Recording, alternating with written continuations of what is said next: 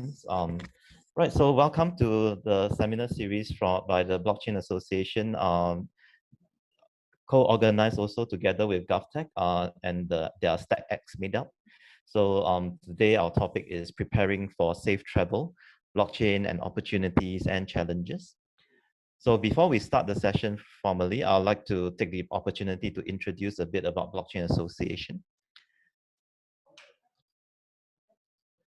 So our mission, basically as an association, is to be the leading industry organization for advocacy, collaboration and convergence, and fair use of blockchain and scalable technologies in Singapore.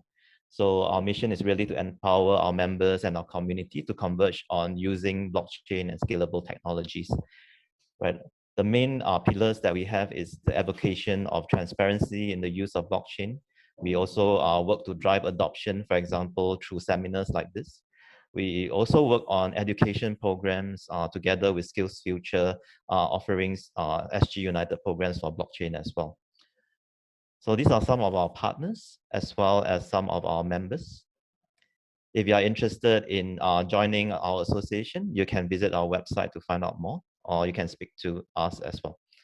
Right, so I'm Ernie, and I'm the Vice Chairman for the Blockchain Association. I'm also co-founder of the DOCO, a blockchain-based document signing solution. Right, and I will be your moderator today for the session. Right, so I guess over the past couple of weeks, we have been seeing news like this that I'm showing on the screen, right, with Singapore developing new standards for cross-border verification of COVID-19 results. And, you know, we have Taiwanese airlines tapping onto Temasek-founded companies, so Affinidi here, which is one of our panelists, to actually verify passenger records. Accredify also was in the news recently. They have partnerships now with IBM in the digital health play. Right, so how does this all tie together? I guess a lot of us would be very curious, like how this HealthCert really works, and how everything actually ties together to bring about this solution. In our panel, we see representatives from GovTech and two different vendors that are providing this solution. So and you know, through this panel, through this webinar, we'll be finding out more about how this works, how everything comes together, and what they are doing in terms of setting standards, and in terms of creating tools for different partners to actually use this platform to be able to issue these certs, to be able to verify these certs. Right, so to start off, we will have each of our speakers to actually to go through what they are doing as part of the solution, and then we will move on to the panel session. Right, and what we'd like the audience to do is also ask questions along the way. You can use the Q&A panel to ask questions, and I'll be moderating these questions as well during the panel, and pushing them to each individual speaker. Right, so our first speaker today is Stephen Koh from GovTech. He's the director. He's the director at the Government Digital Services team in GovTech. So Stephen Koh really is, so if you are aware of the industry, he is really the one who came up with open attestations and setting these standards, right, and spearheading these standards and adoption in the space, right? So so Stephen builds high-performing agile delivery teams and the whole of government digital products, So notable projects that he has worked on include Business Grants Portal, My Careers Future Portal, and COVID projects such as Safe Entry and HealthCerts. Stephen is very passionate about building open source products and played an integral role in publishing of the Open Attestation Framework in 2018. So Open Certs, HealthCerts, and Trade Trusts are built on open attestation. So he's also one of the pioneers of the Agile community in Singapore, which now boasts over 10,000 members. So Stephen is an optimistic technologist and curious about the intersection of science, technology, history, nature, civilization, and human spirit. So without further ado, I'll hand over now to Stephen to tell us more about open attestation and how it's being used for HealthCerts. So I'll stop sharing and Stephen can take over. Hi, everyone. Thank you for attending this session. Let me share the screen on my deck. Okay. Good. Can you see this? Okay, yep. Thanks. Thank you. Okay, I'll go ahead. All right. Let me start first by positioning where we are, right? I mean, where we are as my team and the work we do in perspective of the entire government. So in the whole of government, we have, I think, 100, almost 110 government agencies, out of which we have a Prime Minister office. And then we report under the Prime Minister office. In this case, as you can see, right in the center is called SNDGG, or Smart Nation Digital Government Group.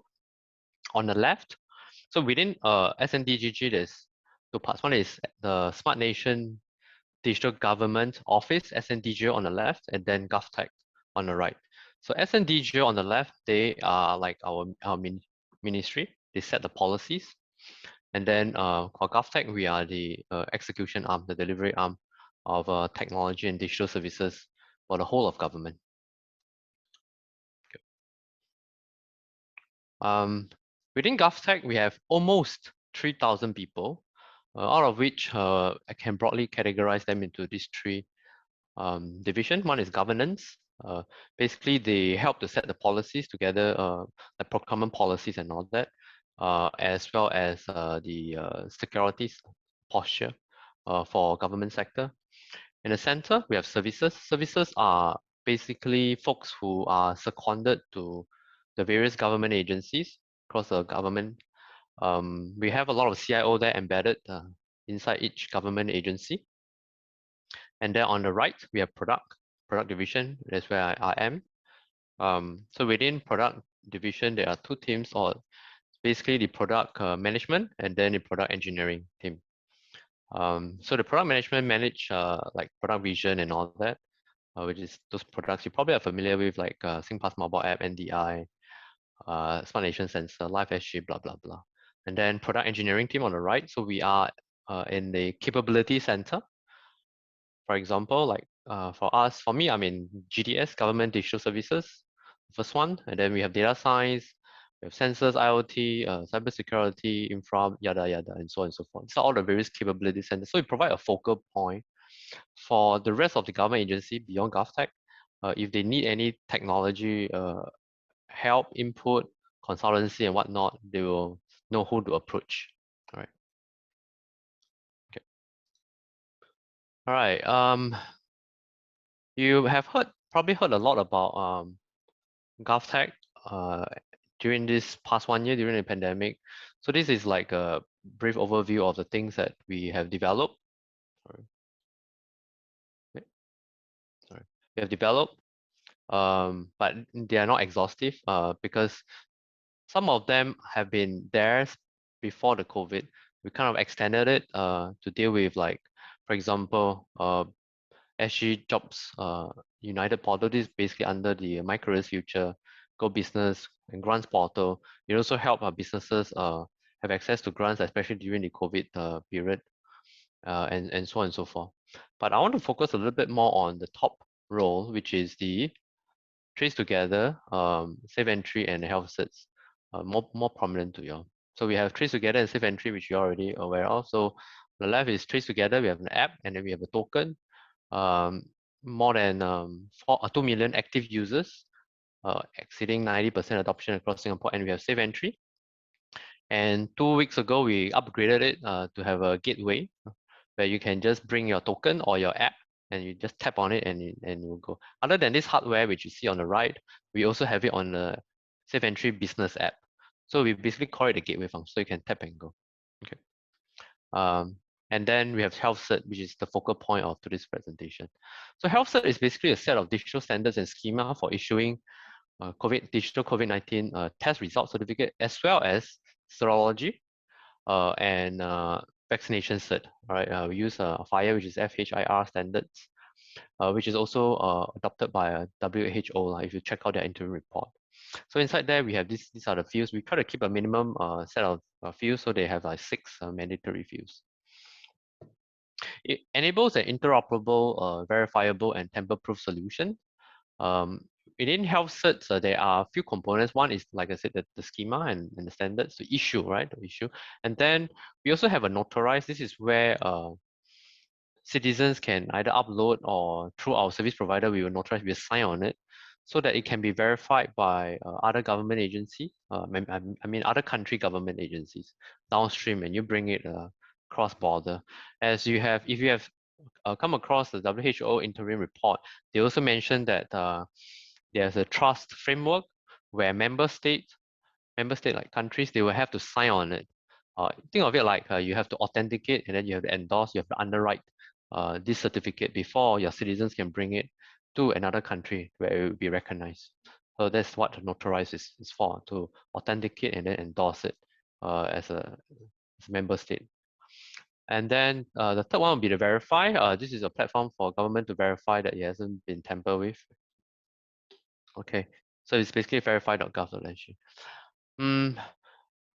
Underneath OpenCerts is powered by open attestation. It's actually a framework we open sourced in 2018.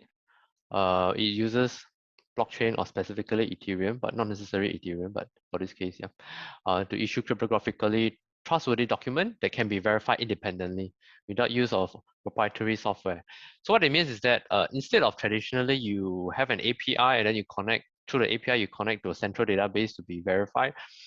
So with this approach, the document can be verified independently without connecting to a trusted centralized source. So which is very helpful, especially if you do not want to open your API to untrusted parties, for example. And it's without any proprietary source because you open source everything that we have developed. Other than HealthCerts, we first used open attestation in OpenCerts 2018, and it has been sent out to all the schools in Singapore for education credential, testimonial, and so on. So as well as trade trust, use that open attestation in trade trust to issue bit of lading, certificate of non-manipulation, and so on and so forth for trade document. We work very closely with MOE for OpenCerts, MOE Ministry of Education, sorry, for OpenCerts, and work closely with IMDA and MPA, Maritime Port Authority of Singapore, on trade trust. And therefore, you may have heard about the new the changes to the ETA, Electronic Transaction Act, to recognize digital document for trade.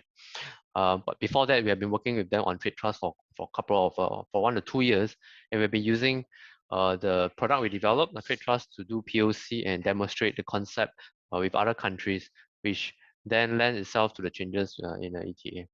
And recently, we worked with MOH,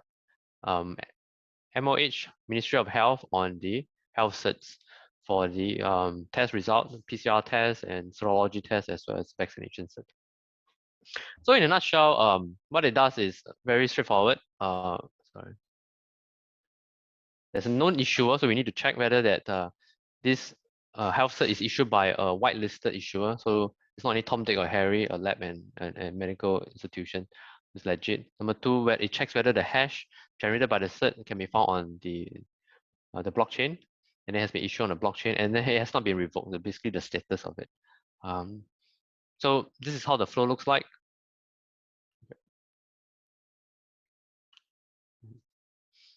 As of now, we have 10 providers providing health services across 30 over locations, servicing more than 400 medical institutions. So these are the providers we have, and very happy to have Accredify here. It's one of the provider who is giving a presentation after this. Okay. So this is a website we developed to authenticate the legitimacy, as well as to verify that it hasn't been tampered with. Yep. And we also work very closely with Affinidi in their Unifier app to provide document verification services. So I have a HealthCert sample QR code. This is something that you can check it out, take and scan. I'll pause here for a while you all take out a phone and scan. So in a nutshell, this HealthCert can be sent and shared through email, or you can print out a hard copy where it contains the memo and then the QR code. And the border checkpoint officer can actually scan this QR code. It will bring you to verify.gov.sg. Or this is a static one, right? Just for demo. At the same time, there's also an e-wallet which can generate a dynamic QR, right? You tap on it in the e-wallet, you will generate a dynamic QR for one-time read. So when you share this, somebody read it, it will be removed, right, for better privacy. And then one unique plus point about this QR is can be read by any generic QR code reader. Okay, I'll move on.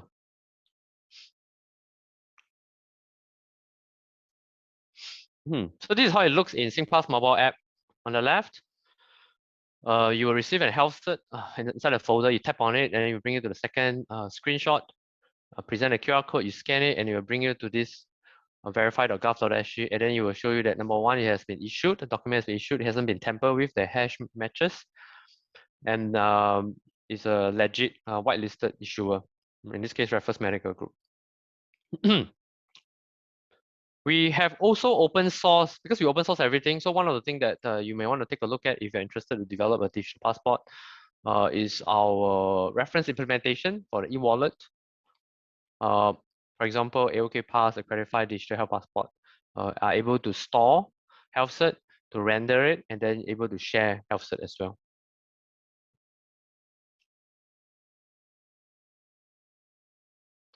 Okay, so to create health cert, you can either develop yourself using the libraries that we have open source. You can click on the link, and if you have any, thing that you want to help to improve and all that, you can just send us a pull request.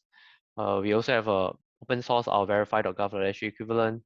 If not, you can also look for one of the 10 service provider from the group of accredited health cert partners over there.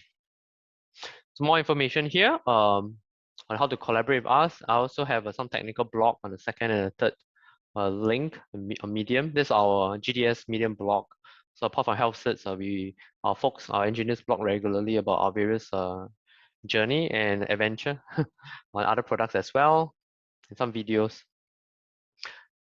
So this is about it. I would like to welcome you all to join our special call out to our StackX Meetup page. So do join us. On and off, we will do some tech sharing and invite prominent speakers to share on Agile, on cloud, machine learning, and so on and so forth.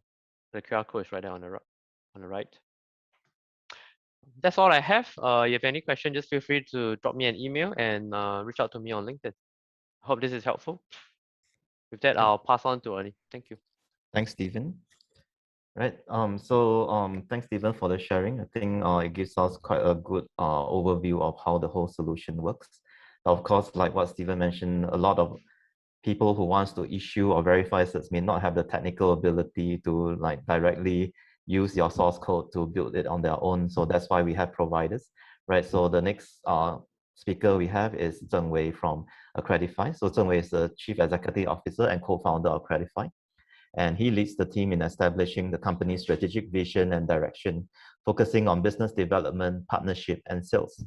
So Zheng started his career in BNP Paribas Investment Banking, where he worked on corporate finance deals in the energy and natural resource team. He later also joined FOMOPay, a payments fintech startup, as the chief partnership officer, and helped them grow from 120 to 2,000 clients within 12 months.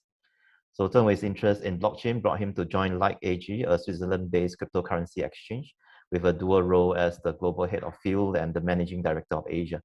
And since inception, Light has also attracted more than 100,000 users and an average monthly trading volume of 50 million. So of course, now Zheng is with Accredify and are doing very good work in providing solutions to issue certs, whether it's open certs or health certs. So I'll now pass on to Zheng to talk more about his company and what they are doing in this space. And also Zheng will be showing us a demo on how their issuer works. Right. So over to you. Thanks, Ernie. Thank you very much. Okay, just to start. So funnily, Stephen said he's the hands and legs of Start Smart Nation office, right? Then I'm the hands and legs of GovTech. but jokes aside, so Accredify as a company, we primarily work on open source framework, open source libraries, work on things like Ethereum blockchain, open attestation, open source, health certs, IBN Health Pass, and stuff like that, where we allow organizations to very easily issue tamper-proof documents that are traceable back to the source. In a way, what we're doing here is creating digital twins of these physical documents to allow any third party to instantly authenticate against it. A quick background of how we landed in the whole healthcare scenario. Back in May 2020, when the COVID first came, Ministry of Health reached out to us for a very specific use case. So back then, due to the outbreak of the dormitory, we were called upon to issue verifiable discharge memos to really expedite the returns of these migrant workers back into their dormitory as well as back into the workplace. So essentially, we take data from one site, which is the Ministry of Health, create this digital verifiable document. Back then was still based on open attestation because HealthCert hasn't really been born yet. And then we make it available at Ministry of Manpower for any employers or dormitory owners to cross-check against very easily. If I'm not wrong, we've done maybe close to or more than 5 million verifications to date already. So just imagine, I mean, each one of these verification could have been an email or a phone call. You know, we have even heard of people getting stuck outside their home, not being able to go back to the dormitory. So then chronologically, right, after that success, we kind of start looking at what is next and what happens if, let's say, we want to return to the new norm. That is when we start looking at COVID-19 test results, which ourselves, MOH, and a few other stakeholders believe that would be the key to reopen the different economies. So that's when we, together with Affinidi, Junius team, Stevens, MOH, we actually created a standardized way to represent a COVID-19 test result. So the idea is that there's going to be multiple test kits, manufacturer, laboratories, clinics, hospitals, so on and so forth. If everyone start to issue things, anyhow they want, it's going to be a huge mess again. But also, with that, we created what we know today as the HealthCert. And back in October, we started piloting with one of our first partner, Parkway Pantai. Then with the help of Junius team, brought in the Singapore Airlines, SIA. I think he will talk a lot more about that later on.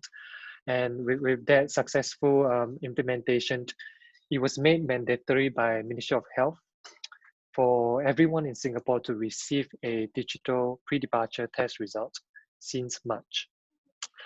So now we're working with slightly more than 400 clinics and hospitals across Singapore. And the whole idea, back to how blockchain play a role, through my demo later, I'll give a very brief, how it works. And then I think later on we can have a little bit more in the discussion. So I'm going to share my screen now. It'll be pretty interesting. So I'll do the issuance side, and then later on the Junius will take over on the verification side. Okay, so I think everyone here is quite familiar with the internet. Like today, you and I, we are using the internet to communicate with each other, right? I'm using the internet to actually show you my dashboard.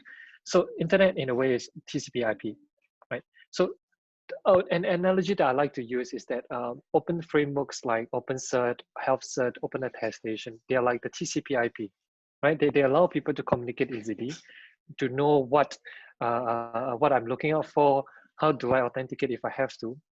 And if that is the TCP/IP, we are the Google Chrome.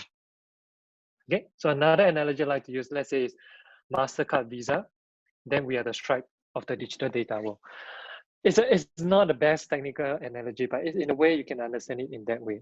So when the clinics and hospitals need to issue this digital memo, the idea is that we provide them not just a web portal, we also have a suite of APIs that they can connect with their clinic management systems, their lab management systems, to really draw data directly, so to ensure zero transcription error, and then thereafter to issue out the documents. Of course, I can't show you how an API would look like on the front end, but I will show you what our cert creator looks like. And okay, so if anybody here were lucky enough to have traveled in the last 1 or 2 months, then you have received something like this from us. The whole idea is what you see is what you get, right? When you create a document, imagine yourself as a clinic assistant. You may not work with tech every single day, and you need a tool like this. So everything that we have created is based on the concept of what you see is what you get. Today, let's say I want to create a lab, based on a Accredify sample lab, I receive a test result. This for test patient. As a quick gauge of what was done in the past, right? Clinics, let's say they do up to 100 swabs a day. they will be preparing this on Microsoft Word, and they type. Then they do, every single one this way, and then they print it out, get a physical piece of paper, send it to the patient. There's no way to verify, no way to authenticate, a lot of contact, a lot of hard copy. And this really changes how things work. Thanks to Stephen and Steve. Okay, so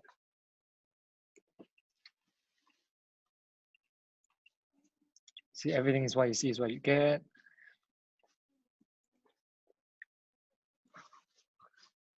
I'm gonna go quick.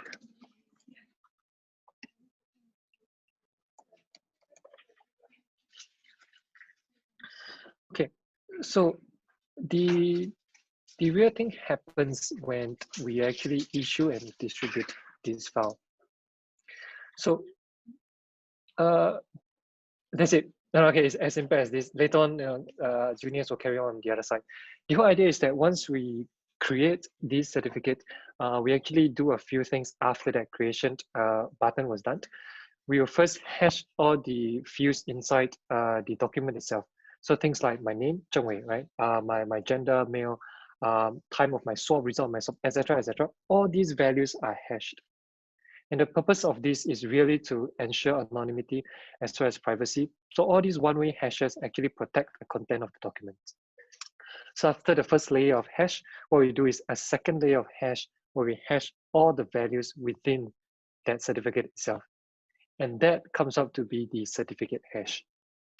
Okay, then the certificate hash, think of it like, I like to put it like fingerprints of the document. Right, so we all have fingerprints, right? You and I have fingerprints. And from my full body, you can see my fingerprint. But if I put my fingerprint somewhere and a paper on the table, you won't be able to derive my whole person. So that's sort of like the whole idea of hashing. And once I get that document hash, we do a process of what we call the issuance onto the blockchain. Okay, and that is when we provide services such as private key management, wallet management, to help anchor that fingerprint, which is a proof of the document, onto the blockchain, which is held in a smart contract belonging to the organization. Okay. So with that, subsequently verification can be done in like a open concept. You don't have to, like Steven said, you don't have to open up API endpoints for anybody to kind of query against, which is firstly not secure and secondly not the most elegant way to do it also. Okay, that sort of sums up what we do and how we help the different organizations. And just one additional point, also to complement with this issuance of HealthCerts, we also co-developed together with SG Innovate a mobile application called the Digital Health Passport, which is really a secure repository for both like you and I, patients and travelers, to store and access our HealthCert, and to also display them to authorities for verification when needed. So other features will be like your clinic locator. You can also do telebooking. In the future, we'll show you travel advisories, destination specifics requirements. And what is, I think, most exciting that we are pursuing is actually the interoperability of different systems. Because in a way, we can't really control what each jurisdiction would like to have, right? So for example, our partners, IBM, they've been working with the New York State as well as the Germany government. So in this kind of jurisdiction, they will request you to have, for example, an IBM standard in order to enter. So that's where this partnership and interoperability come in, where we are able to convert, let's say, a local standard like HealthCert into one that corresponds with IBM standard, and therefore allowing you to enter any countries. So we are really grateful, as one of the government authorized service provider for HealthCert, and really thanks for this opportunity to help travel, reopen travel borders again safely. That's it for me now. Ernie, back to you. Thanks, Zheng Wei. I think it's very interesting for us to actually see what it looks like from the healthcare provider point of view with your demo. I mean, most of us don't get to see that, right? Yep. So let's now move on to Junius. So basically, Affinidi is working on decentralized identity solutions, and identity plays an integral part actually to this whole health setup, right? Because we need to know who are the issuers. We need to have certain ability to verify. Right, so our next speaker is Junius Ho. He's the Chief Product Officer of Affinidi and also a founding team member. And he's leading the product vision, strategy, and development. He has over 17 years of global experience across multiple industries and has built products with large enterprises and startups across healthcare, industrial goods, and consumer electronics. Previously, Junius served as a product director and venture general manager with BCG Digital Ventures. He led the development of new technologies with the world's leading companies, including Track, a digital platform that securely tracks diamonds by leveraging blockchain. So prior to BCG, Junius was the Vice President of Sales at MyMats and the Director of Marketing for Quah. Junius began his career in Silicon Valley, building and launching products at Palm and Oracle, where he built and launched early smartphones and mobile applications. Junius holds a Bachelor of Science and Masters of Engineering degrees in Electronic Engineering and Computer Science from MIT. Now I'll hand over now to Junius to tell us more about Affinidi and how Affinidi is contributing to the HealthCerts solution. Great, thanks so much, Ernie, and appreciate everyone joining here today in Blockchain Association of Singapore for having us. Share my screen here.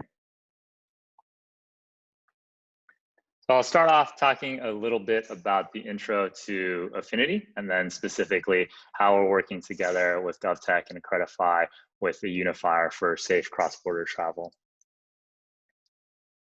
Kicking things off, I recall in 2018, Ernie mentioned that worked on Tracer, a diamond traceability solution in the UK with De Beers, the diamond company. When I moved to the UK, I needed to get an apartment. I needed to get a bank account. When I went to go get an apartment, they told me I needed a bank account. When I went to get a bank account, they told me I needed a residence, an apartment to be able to get the bank account. Oh, and also I needed to get a phone line to be able to get the apartment. I had all of these things in the US, but I had no way of proving that I was worthy of getting those things in the UK. None of the documents that I had were transferable. My identity, my credentials, who I was, what I was there in the UK for, were not easily provable. Eventually, I was able to figure it out, but that sowed the seed of some of the challenges that you face in cross-border situations, when your credentials back at home don't really mean a whole lot when you move off to a different country. Now, many of you have seen this probably in your own lives when you look at education certificates or job proof of employment when you're looking for a new job. And this is something that both Stephen and Zheng organizations have been doing great work in, the original sort of intent behind open attestation and open certs. To be able to take something, have that portability across countries, across different platforms, and to really have ownership and control of that was one of the fundamental premises behind Affinidi. Our vision is to empower individuals and organizations with that control of verifiable data to then be able to unlock value across borders and platforms. So whether you're stuck with an actual physical border between countries or digital border, just taking your data from one system out of another. We just saw Zheng give the demo of typically the information that's sitting in these health systems is not really accessible outside of those health systems. But with some of the technology that we're talking about today, you now start to have that portability. For Affinidi, we really provide the building blocks for creating these open and interoperable systems. So I mentioned that portability and interoperability. One of the big topics we talked about is authenticity, right? Being able to prove that that information, regardless of where it's coming from, is issued by a trusted source and can be provably authentic.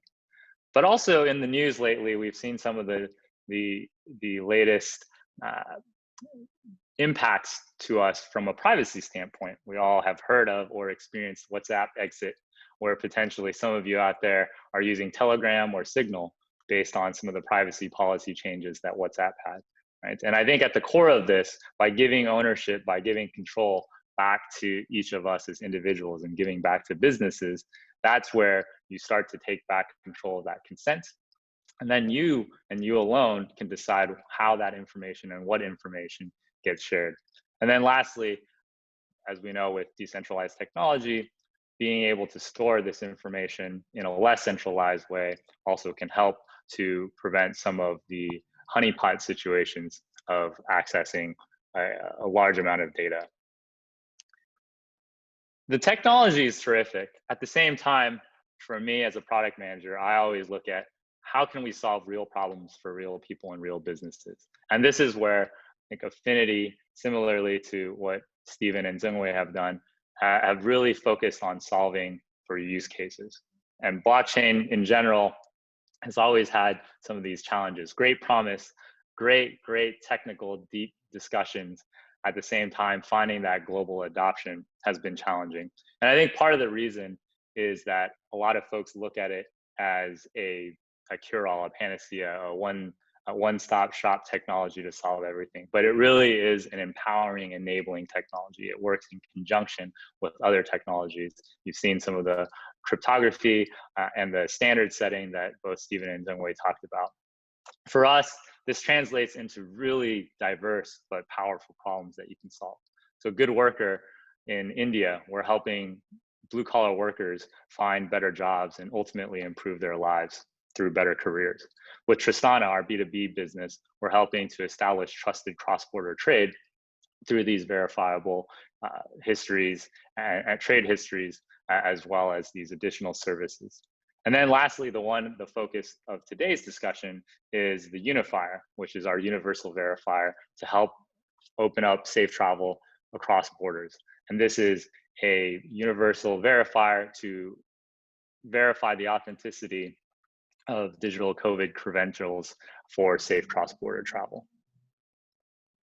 We've seen the headlines. This is supposed to have a bit of shock and awe, right? We've been reading about all the challenges, whether it's with fake certificates or the issues of just not being able to handle the different levels of quarantine and a lot of the information that's needed to make these sound, smart decisions that we're looking to make here in Singapore and then of course broadly around the world. Some of the challenges that have come with this global solution, right? This global pandemic and the global efforts to tackle it is that while the public and private sector has done a great job of coming together, as we've seen with GovTech, Accredify, and Affinidi in one small slice here in Singapore, the challenge is that everybody is rushing so quickly to solve these problems that we're seeing the emergence of multiple standards, right? And on the verification side, I'm going to use a similar example that Zheng gave. If everyone's trying to come with different payment cards, like a Visa, MasterCard, Diners Club, Amex, right? And you need a different terminal to read each of those. It's going to be very, very challenging for airports, immigration authorities, and others to be able to check that authenticity easily. So there was no single way to verify. The proof of authenticity, particularly with paper documents, is very challenging, right? For an immigration agent, for an airline agent to be able to detect a fake certificate, right? All we can really ask is that they verify the information, but even that takes time. And we'll talk a bit about the practical implications of technology and really the operational aspects that are very critical for the success of the solutions we're talking about today. And then lastly, for the emergence of multiple standards, right, have actually come into play across the world. And being able to read and interoperate between those is very critical to make sure that passengers, when they get a verified COVID test, can go into a different country or can get on a plane without having to worry whether that will be accepted. So Affinidi's unifier addresses all three of these through supporting multiple standards, being able to prove that authenticity, and lastly, by providing a really, really simple and easy deployment. I'll show you the demo, the tail end of the full sort of end-to-end loop that Zheng was talking about in a moment here, but just wanted to pause here. On the multiple standard support, beyond HealthCerts, we also support W3C credentials, different versions of health credentials, similarly to how IATA and IBM and others are issuing their specific configurations of these credentials. And we work directly with companies like Accredify to make sure that whatever QR code or pass is presented at a check-in desk can then be verified directly for authenticity. And then lastly, the web app that I'll show you allows the airlines and airports to use any mobile device to be able to check and verify this information. So now I'll launch into the verifier demo.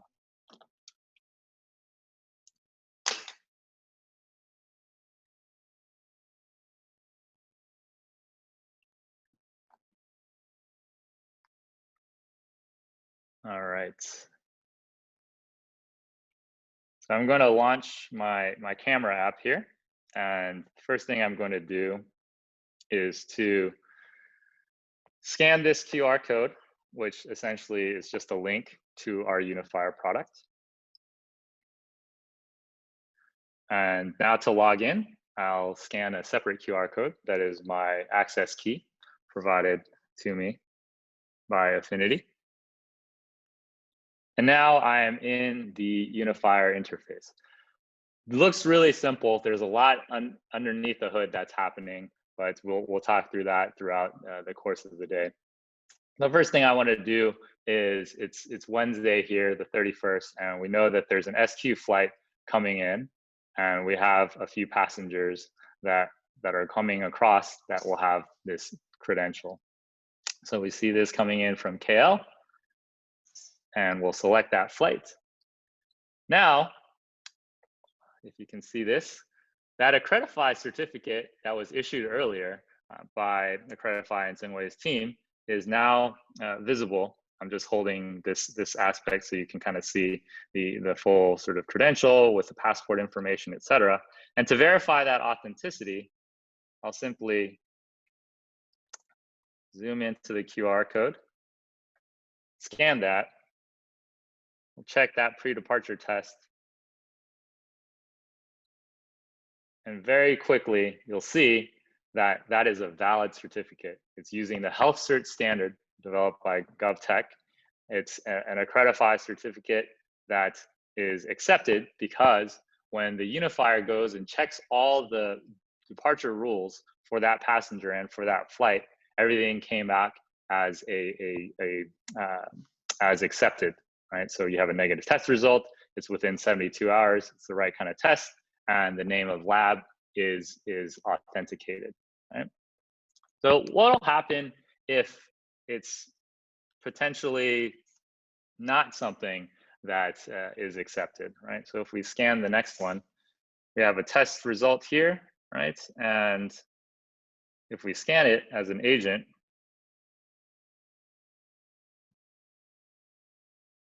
we see that in fact, you'll need to check this test result manually because the date is the 26th of March, which is outside of that 72 hours. And then lastly, another potential exception or potential error.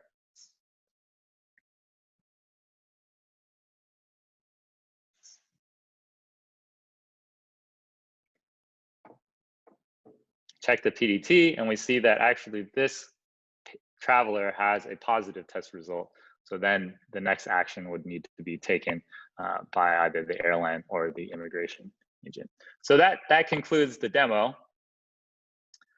And as you can see, it's super simple, super easy. We designed it so that it could be deployed quickly, right? And this is, in the pandemic, the most important thing is to proceed in a safe but also expeditious way, right? To be able to deploy something very fast and very easy to use is critical, as there is a lot of manual checks and a lot of extra effort that is required of the staff, and our technology should not get in the way of that. It should actually help their job, make their jobs easier. So just 3 key learnings that will be a bit of a theme from me. First, we all really are interested in or love blockchain technology. At the same time, it's really important for us to fall in love with the problem, the customer problems, and not necessarily the technology. Knowing that the technology is quite powerful, if we start looking, if we start with the technology, everything starts to be a hammer looking for a nail.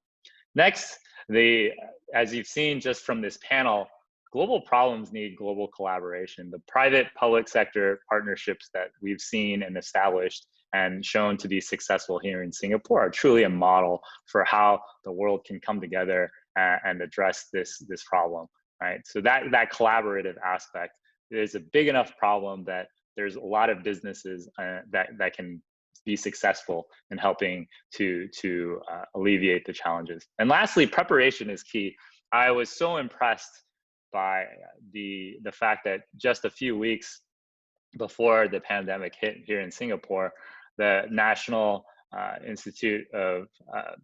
National Center for Infectious Diseases opened, and that was preparation coming out of SARS, right? And if you look at the work that Stephen and Zheng and the teams have been doing around open certs and the ability to pivot that from education to health and be able to quickly deploy that has been super impressive. And as we think now with vaccines being rolled out to the future, how do we make sure we don't sort of take our foot off the gas and continue to push on the technology so that it's not even going back to the normal, but actually going to a better state than we were previously. So Ernie, hand it back to you. Oh, and last piece there, I'll just email Junius at Affinidi if you want to reach out. And then if you want to read more about our initiative, you can just go to safetravel.affinidi.com. Right, thanks everyone. I'll ask the panelists to keep their video on now, and we will start the Q&A session. Right, so we have a couple of questions rolling in the Q&A. Some of them has been answered, but we will go through them, I think, in a bit. So, but before we start answering the audience questions, I have a few of my own that I'd like to ask. Right, first question directed to Stephen. What do you think about the health standard that is being now created in Singapore, and how would you see like the recognition of these standards globally? You know, with other countries. I see in the news we are in talks with several countries now to recognize across the certs. Is this a challenge for GovTech to get it recognized? And will it actually? What do you see the direction of this going? I think the best way to explain this is to examine history, right, in the past, right? What's the difference between standard, without standard, and how history have unfolded itself. So if you look at the message app that you're using, WhatsApp, Telegram, and Slack, and all that, even though with today such a powerful like modern technology, you notice that the messages you send to me is all within that app. It's not portable, right? Because there's a lack of a standard. But I'm actually wrong. There is a standard, all right? But there is lack of commercial incentives for these providers like Facebook and whatnot to adopt the standard. There is XMPP. You can check it out. Because they want to monetize it, so the best way is not to embrace the standard. So actually, at the end of the day, the question is less of a technology about. It's not a technology problem that whether you have or you have not standard. But granted, it's important to have a standard first before you can talk about anything. But by itself, it doesn't mean people will use the standard because of commercial reason, right? Microsoft is one good example. They are the de facto standard for Office. So standards is something that, if you look at the history, right, it's often established as after the fact. You know, when you know all the various warlords they fight, then whoever survive, right, and that become the de facto standard. So the question is, for Singapore, do we want to wait for a standard to emerge and then we follow? Or do we want to go first? Because to us, as an aviation hub, this is super important. I do not think it is advisable to just sit on the side and wait for people to set the standard. It's going to be very messy, right? And then you look at another example, email, right? You have Gmail, Hotmail, Yahoo, Outlook. I can send to you, you use whatever client is interoperable, right? You may use some special font and GIF and all that. Maybe my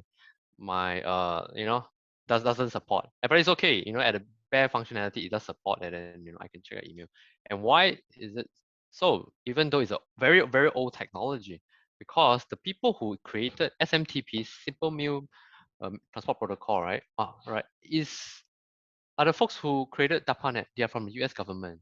So they have no commercial incentive, right, to create something proprietary and give it away for free. So this is where I want to compare and contrast a couple of key takeaways. Number one, it is not a technology problem. It is an incentive problem. And to us, it does make sense for us to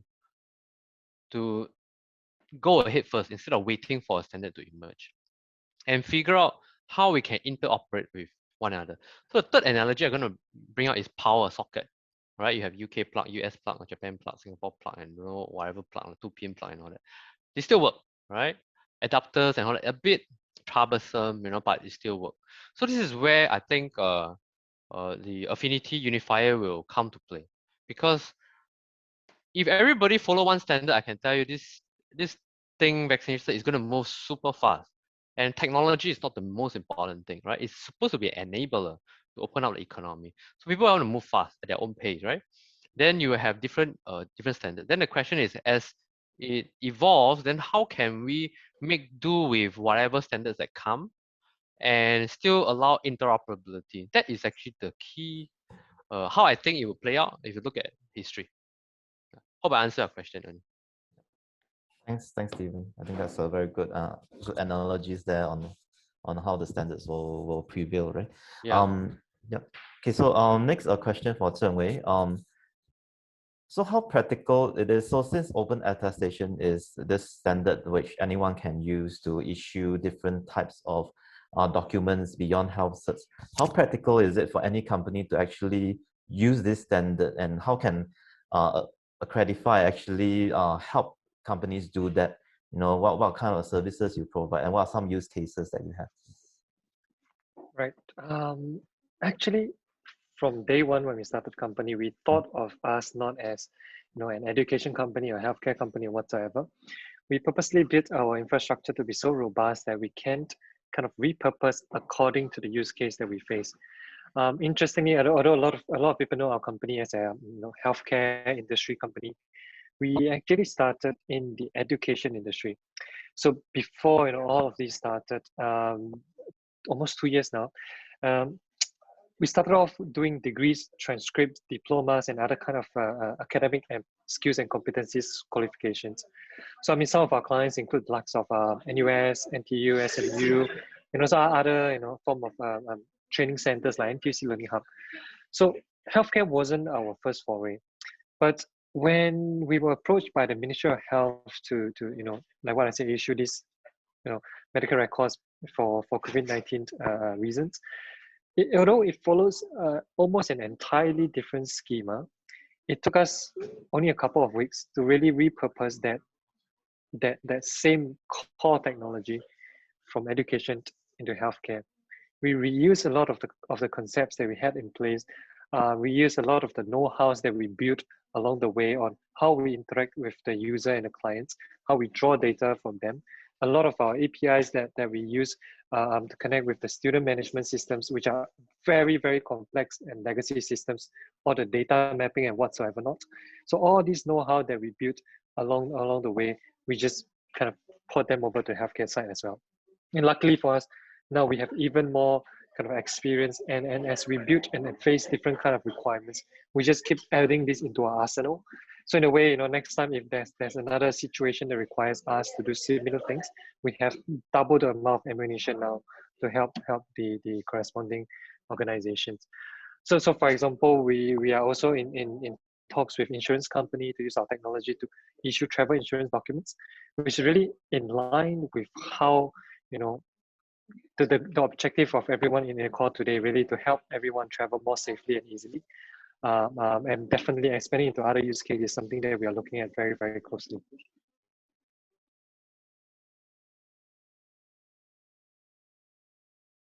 Next question for Junius. It's been so obviously Affinity is not just focused on safe travel. So definitely like to find out more about how other companies can leverage on Affinity solutions, especially I believe our audience are from, a lot of them are from blockchain related companies, and they're definitely interested to know how to tap onto Affinidi. Yep. So Affinidi, like I mentioned, we started off, and similarly, you've heard from both Zheng and Steven that this type of digital credential, the need for that is so broadly applicable, right? And you'll find that a lot of the similar needs around identity, around standards, interoperability, verifiability are going to find, you're going to find that's a common issue across many things. So for us, the first two ventures, of course, were solving that ability to give blue collar workers in India that formal record that they never had before, right? So there's a lot of work that they have to do through agents who essentially provide, create CVs for them, these experience letters that then they'll have to pay fees to the agents, and also they're never truly in control of their own records. So then how can they truly be in control of their careers? Then similarly on the B2B side, there's massive cost to KYC, right? Particularly when you're looking at cross-border trade. So if we spoke to a lot of customers here in Singapore, a lot of SMEs who don't have the negotiating power of a massive enterprise to say, hey, give me these terms, I'll do this sample. You sort of need to make sure that you go through my supplier verification process, qualification process.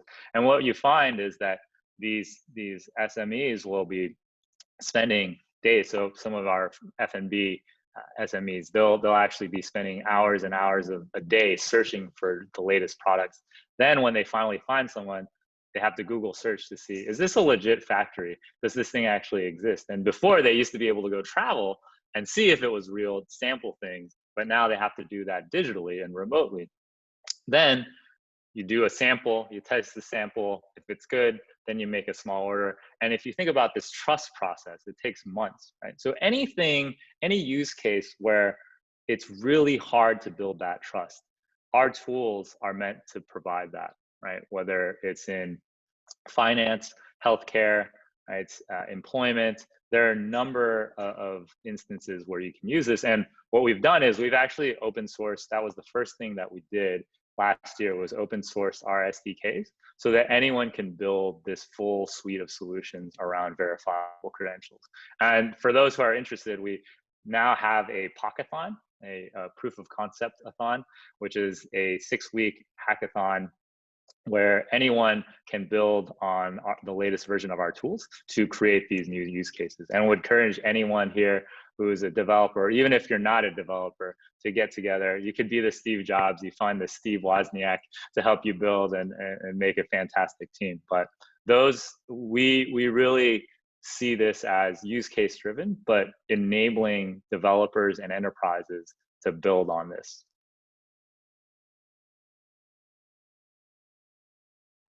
Thanks, Junius. I think, if you are interested, do contact Junius on how to use Affinidi solutions. Right. So there's many questions rolling in now. I think let's move on to the Q&A panel and look at the open questions first. After we clear the open questions, we can go back to the answered ones.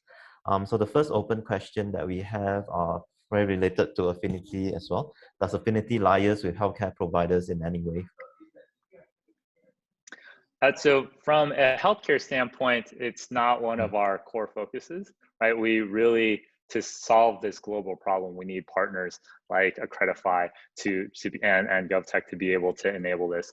Very early on, when we were just getting started, we did bring on a lab network in Malaysia, BP Labs, and they were one of our early partners. They've been fantastic, and that's really helped us drive the operational learning. Like, what are the pieces that are missing in our solution? What are the parts that could impact the integrations, right? And how do we make onboarding faster and easier? How do we make sure that we ensure? How do we ensure that verification, when it works, it's great. When it doesn't work, how do we tackle that, right? I'll give you an example. If something changes on either the Affinidi side or on the lab side, right? Whether it's with Accredify or a BP Labs, that impacts potentially the passenger, that traveler, when they're at the airport. If they can't get that green tick, right? If they can't get cleared to sort of go through, we need to be there to support, right? And these operational pieces, Stephen mentioned earlier, the technology is not the major issue, right? And I think that's the thing that's pretty amazing and beautiful about sort of distributed ledger technology and some of the things we talk about today. It's that the technology is proven. Now it's about operationalizing it and making it so that whether, to be honest, I think for someone traveling, if it feels like magic because they don't quite understand it, but it made their life easier, that delight, that's what we're going for, right? I don't think my mom is going to sit there and ask me to send her an API key so she can start playing around with our stack, but she will love being able to come here to Singapore finally and move here from the US. Right. I guess the question is also kind of general then, in which way does healthcare providers actually play a role in this entire safe travel thing, right? I guess probably they are working more with Zheng. Would Zheng like to elaborate a bit on how these healthcare providers are working with you? Right. Okay, so good explanation on Junius' side. I really like the part where it should work like magic. It reminds me of the video where, there was in, I think, early 1990s or 1980s, where they tried to send out an email, and then there was like 5 different devices that they have to plug before an email was getting sent. Luckily, we don't have to repeat that kind of situation in what we're doing now. But with healthcare providers, it's really, you can look at how they will be swamped by the different standards around the world. Right? You have IATA, Common Pass, you have, of course, HealthCert in Singapore. You're going to have a lot of WHO, a lot of this coming up. And as a healthcare provider sitting in Singapore or any other country per se, you can't control where your patient is traveling to. And you then cannot control what the other country would like to accept. Right? And that is where I think we come in, like with our partners like Parkway Pentai or Reference Medical Group, etc., where we connect to them. They send us data set in a singular manner, and we are the one that helps them to conform to the different standards around the world, right? So today, for example, you are a traveler from Singapore into New York. You get a health cert so that you get through the Singapore borders, and like magic at the back end, before you enter into New York, with your consent, it changes into one that's conforming to the IBM standard. And therefore, crossing the New York State custom and then going to your Madison Square or Berkeley Center, etc., etc. So I think that is kind of like where we are playing. Okay, so we'll take that question as answered. Okay, so let's look at the question about how this certs issue and validation can be deployed in other countries. Other countries like China already issue their own vaccine certs. Could it be interoperable with the demo shown here? Right, I guess part of that has been answered. Maybe one of the speakers like to elaborate more on this, like the interoperability part of things. Yeah. So maybe I'll just start, and then it would be great to hear from the team. The cross-border situation is really where I think the interoperability is very important. In speaking with airlines, they know that there are a lot of different standards emerging. As Stephen talked about, the winning standard only sort of comes afterwards. So unless we have a time machine that takes us into the future and knows which one that is, it doesn't really help them a whole lot. And you're gonna have an observer effect. You're gonna change the past. Yeah, that's true. That's true. So really, there's no good answer to that. And I think for them, what we found really resonates is they don't want to have to pick, right? Because imagine telling somebody, even if it's here in Singapore, which is not a huge place relative to some of these other countries, that you can only go to one hospital or one lab, right? Because that's the only one that's supported.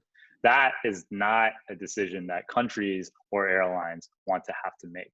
And that's where we are able to help provide that universal verification. And really, the idea there is not to pick one standard over another. It's really to say, hey, we're all in this together to solve the problem globally, whether you're private, public, right? It's a partnership to ultimately help the travelers get back to where they need to go, whether it's for work or see families. I mean, how many of us have seen weddings delayed?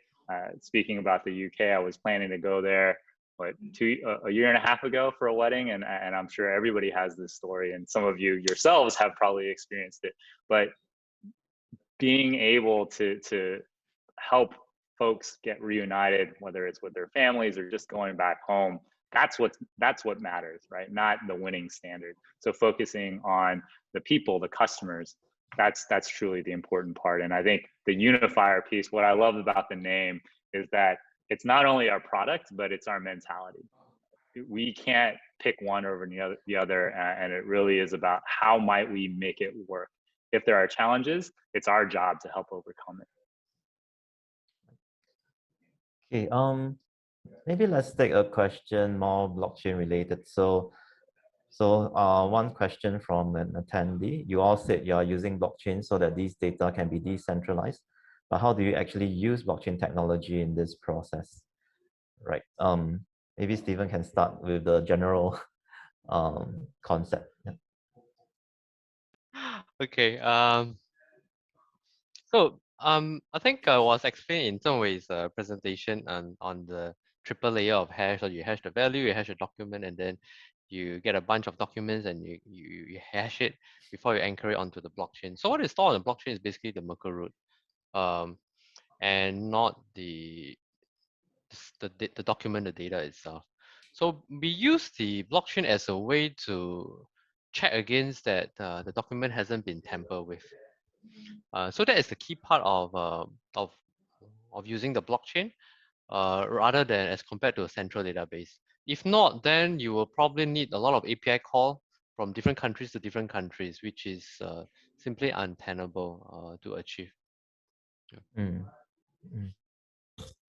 So say like the key part of the blockchain is to really record evidence related to all these different actions that are happening when generating, issuing these documents, right? Yeah, and it serves as a absolutely. proof, right? Yeah, Yep. So I encourage everyone to go and read up on the open attestation documents, like if you want to find out more about how the blockchain is actually being used here. Yeah. Right. Okay, let's look at some other questions. Okay, beyond healthcare providers, do you guys see a need to partner with med device vendors, example DX test providers, and how? So I think Zheng is currently typing that, or maybe you can answer verbally. Yeah. I can give a quick one there. And this came from Roche, but I think the interesting thing is that this is a yes and no answer, because generally I feel that after speaking to different kind of med device vendors like Roche here, or like BD and different kind of other vendors, they typically avoid holding patient data, right? By design or very consciously, they don't want to play a part in doing that. So generally, when it comes to med device vendors, it's about how we partner so that we can make it easier for healthcare providers to connect these two data from the test itself, as well as from the patient side, to generate that credential. So credential, typically you need to have the patient information, of course, right? Who it belongs to, the test itself, and also who performed the test. So first one, tell you who it belongs to. Second, what was the result, what went on. And third one, whether you can trust this or not. You don't want ABC performer or ABC clinic to be doing it. So in this sense, I think that's where the med device vendors can really come in, create a value proposition to healthcare providers where you can help ease that part of it. But specifically, med device vendors as the issuer of credentials, I personally think that is unlikely. But if Stephen and Junius think otherwise, I'm happy to hear your thoughts. Right. Yeah, I agree with you as well. Unlikely. Yeah. Okay. Next question. What type of communications was with ITIA, right, to have interoperability with Common Pass? Is there any? I can take that. Yeah. I think he's talking about ITA. ITA, they have this app called the Travel Pass. So we talked about it. I talked to them a couple of weeks ago. So basically, maybe I think there's some confusion between a digital passport and a certificate. So a digital passport ideally should store the certificate, store the certificate, a document, and then you can render it on the mobile app. and then you can share it. Because a health cert, a document is a document. It's not the most, it doesn't really afford the best user experience. Whereas think of it, the digital passport actually provide a better user experience for it. So one of the area that we are exploring with IATA, not just IATA, but also with the Common Pass, is to store, to render, that means to view, to display the health certs, and to share from their mobile app. We already have it for, or maybe we are working on it for the SingPass mobile app. All right, to store, render, and to share health certs. But SingPass mobile is only available to our residents. And what about other travelers and all that? And one of the questions asked about, there's a question which I answer, asked about the identity problem, which I want to talk a little bit on here. You mentioned that how do they know whether the owner of the certificate is indeed the real person who present himself? But the question is actually you don't know. It's an identity problem. Our solution doesn't really solve that. So in order to solve that, you need an identity solution. In this case, it's like SingPass mobile app, right? Because it's biometric, it's tied to you. And then with that identity infrastructure, you can store the health cert on it. So then you know it is indeed who you are. But unfortunately, in other countries, many countries, they don't have a robust digital identity solution infrastructure. So this is where I hope that IATA, Travel Pass, and I think Common Pass can come to play and fill in the gap that SingPass we can't really address. Yeah. Right. Thank you. Thanks, Stephen. Yeah. Okay. There's one Just final. one quick thing, Ernie. There, I wanted to add. So the IATA Travel Pass has implemented a slightly different standard as well, right? And of course, IATA is a major player in aviation and works with a lot of the airlines. So being able to support that, right, is part of the plans for Affinidi with our unifier as well. So that again, countries and airlines don't have to make that choice. But I think Stephen brought up some really good points of it's a complicated piece, right? There's the certificate piece, there's the wallet piece, there's the verification part of it, and there's no single player that is able to cover that for the world end to end, right? This conversation should be a proof positive of that, and I think it's really important for the folks at home to kind of understand that it's this type of collaboration that really makes it successful. There's a follow-up question that just appeared. Does it mean that IATA Travel Pass can replace SingPass specifically for holding the health certs? That's a very good question. So it really depends on, I wouldn't say replace, because sometimes, okay, a lot of time we want to give citizens a choice, right? At the same time, understand how they perform the identity assurance, whether it's good enough or not. So when we work together with IATA, Travel Pass, or Common Pass, and then the question is, number one, other than interoperability, they can store, they can render, they can share health cert. Do they have a strong identity assurance? We do not disallow them work with us because we open source everything, so they can actually use our code base to implement the e-wallet. All right, it's really all open source. So the question is, does the receiving country, do they accept their solution? Do they think is good enough for IATA Travel Pass in terms of the identity assurance vis-a-vis SingPass mobile app, right? Because between G to G, I'm not too sure how hard we're going to push for a commercial product, but at least for SingPass mobile app, we can stand behind it and say that this is our natural digital identity, this is trustworthy, and this is how it works. And you can actually, trust it at face value that the health cert inside there is indeed owned by the person holding the SingPass mobile app. Yeah. So long story short, it's not replaced, but how can we complement each other? Okay, so one open question still about the language interface. Is it easy to translate based on users' language preferences? Would that be something that either Affinidi or Accredify is working on in terms of language? So yeah, I'll start. Language definitely is a consideration, right, for a global standard. Fortunately, at least initially, the English language version has been usable across most of our partners thus far. However, as we continue to expand that unifier reach, certainly going to need to be able to address the different languages. In particular, if there are things that we're relying on that have specific matches in different languages. So one example I'll give you is on lab names, right? And if there are special characters, things like that, that authenticity, right, sometimes is tied to actual character matching, depending on the way the standard's implemented. So these types of nuances are going to be really, really important. But operationally, that's where sort of there's a solution that you can have immediately, right? So that gets you sort of through the next few months. And then there's the longer term solution where what we like to see is get a pilot started with an airline and with another country. And I'm sure I see Zheng nodding his head. I think it's a very sort of valuable approach. But then once they see the value, they quickly want to say, all right, let's get into a commercial arrangement so that I can request in earnest these localization and language support features. Thanks, Junius. I guess there were some questions that were answered directly with text.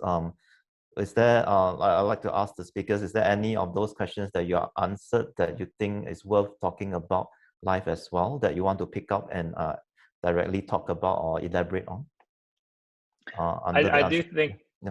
Oh yeah, so there was one that I think I said I accidentally pressed that would be answered on air. So now I'm going to answer it on air. But it was, is this solution deployed in any other countries or in the US specifically? I think these types of solutions are being deployed everywhere. And the approach that we've taken really is to work with starting with the airlines, right? Those are the easiest because they're coming in and out of Singapore and they see that immediate value for verification. But then starting to have the conversations, the G2G conversations, to be able to not only accept these standards, in particular with vaccination records, right? Because a lot of those, starting here with Singapore, but in a lot of countries, they won't be issued by individual labs, but rather by governments, right? And to be able to expand to different countries really will be focused on building those additional partnerships. And I think different players are strong in different regions. And I think it's a great thing, right? As folks here, we're talking about blockchain, we're talking about decentralized technology, decentralized policy making, decentralized sort of verification. That really should be catered to the needs of each nation. And really that rules engine question is another one someone asked, like, how does that get determined? It really comes from the policymakers and the various organizations that are looking out for citizens and looking out for travel. Any of the other speakers have particular questions that they'd like to speak out on directly? I would like to expand a bit on how difficult anonymous attendance, how difficult is it for Affinidi, Accredify, HealthCerts work with other countries? This part, because we are talking to various countries, government, on, first of all, at least have a mutual recognition, right? I think that's the first and foremost. And then if possible, interoperability, all right? Because interoperability is really is non-trivial. There are countries that may not even have internet access at the airport, right? A lot of things that we have taken for granted, digital identity, internet access and whatnot.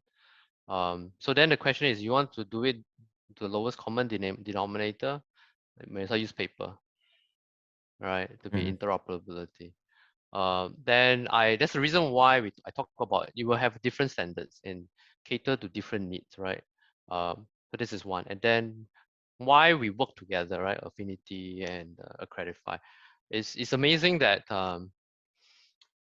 we have partners like Accredify who were ahead of us, it's government. They actually use what we develop for open certs and use it for health certs before we even have health cert, right? For the workers in the dorm. So that is really awesome, because at that time I remember we were so swamped, government was so swamped.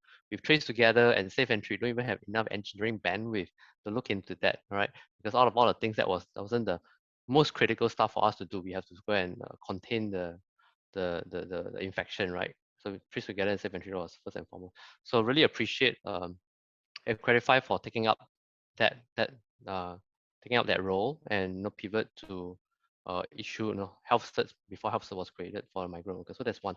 Another thing is Affinidi, where they have the unifier to help airports to verify various standards and all that. And then we can actually, when we talk to the various countries, we can actually say, you know what, I understand there are various standards and blah, blah, blah, and we have this company called Affinidi, have this product, can actually help you. And you know what, you do not have the tech capability to do issuance. I know we have this, 10 health certs issue. One of them is Accredify, who can help you. So that otherwise it's a bit tricky for us, Singapore, to do everything ourselves, if at all possible. Because at the end of the day, it's another sovereign state, right? And unfortunately, like it or not, Singapore is very small. Unlike in US, you can fly to 51 states. We can't even fly to Ubin. And then safe travel needs another country. So even if we are doing great, we have the technology, but if another country not doing well, in fact, high infection rate, or they don't have the technology, it's not going to serve us at all. And so this is why we open source everything, because we realize that we do need them, and we need to provide a technology. And we can't serve other countries as well as what we would like to. The best way is to partner with private providers and provide a technology so that they can help other countries with safe travel, which in turn will also benefit Singapore. Yeah. Okay, I guess there's one question, I guess, since this is a blockchain association seminar, one question is on gas fees, especially on the use of Ethereum.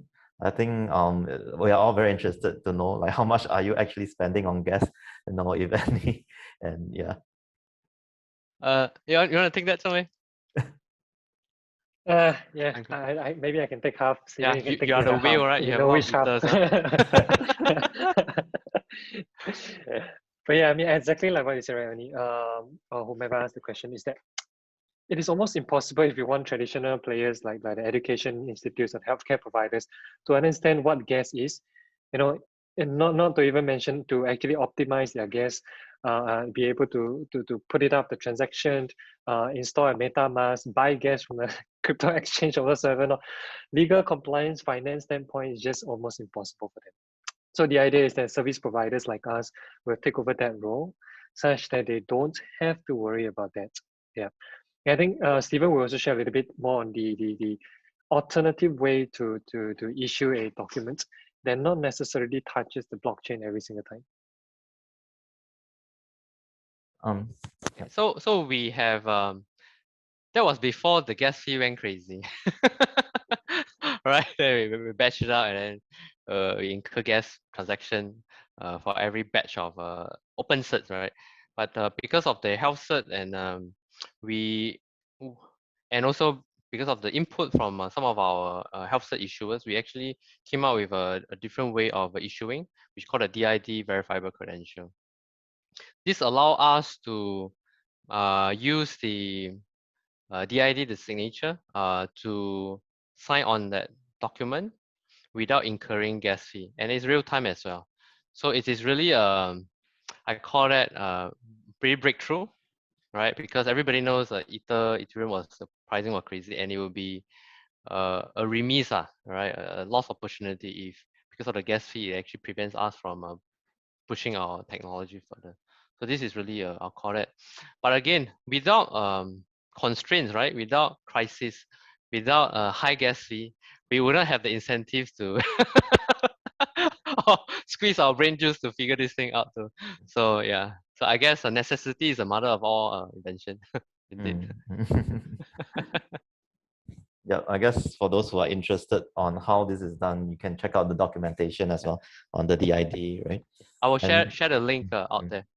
Yeah, and maybe you can even implement it for, people may be inspired and use it for other crypto type of solutions, right? Okay. Yeah, I guess there is one question that came in that I think is quite interesting. It's a question about tempering and modification. Is there any way for people who are working in HealthCerts to actually modify this data, or is there any room for tempering? How are you preventing it? I can take this because Mm. I think that comes back to a very, very good way that we should look at blockchain. I think Junius roughly mentioned, how people look at it almost like a silver bullet, which is very right. You shouldn't look at it as a silver bullet. And another way that people look at blockchain is that it is an error-proof solution, right? Once I implement blockchain, nothing can ever go wrong. I think that is not the right way to do it, but instead look at it as a proof of error solution. So imagine it is found out that a health cert is tempered. We do have that exact kind of a timeline or the trail whatsoever to find out who was the one that kind of created that issue or tempered the documents. So this really comes back to the health cert provider and the different data privacy, information system security measures that they have in place. For example, as a provider to large organizations like education institutes and healthcare providers, we can easily go through security assessment of like 180, 190 questions, for which every single one of them require full documentation. And then this includes, getting ISO certificate like ISO 27001, which all forces us to have that full audit trail, such that if we find out something is wrong, we can have that proof of error. I mean, I hope that answers. Otherwise, Junior, Stephen, happy to hear. Yeah, anything else to add from Stephen or James? No. The easiest thing is right. Garbage in, garbage out, and whatever comes in, right. it's permanent. Right. So. Okay. Yeah. So we have run out of time. Sorry if some of the questions wasn't properly answered. But do refer to the Q&A answered questions. Late. I guess you will be able to download that, I think, after you end the session.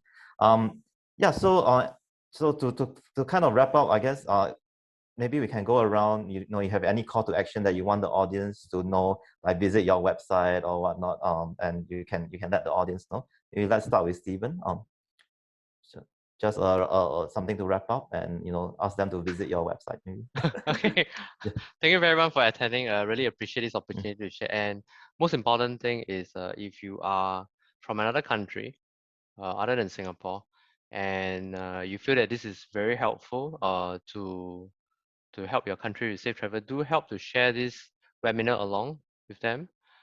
Direct them to us, to Affinidi, to Accredify, to us, because at the end of the day, like I said, we have interest, right? Singapore has interest because we're a small nation state. We do need partners to fly with. Yeah. So once again, thank you for the time. I hope this is helpful. Thanks, Stephen. Zheng.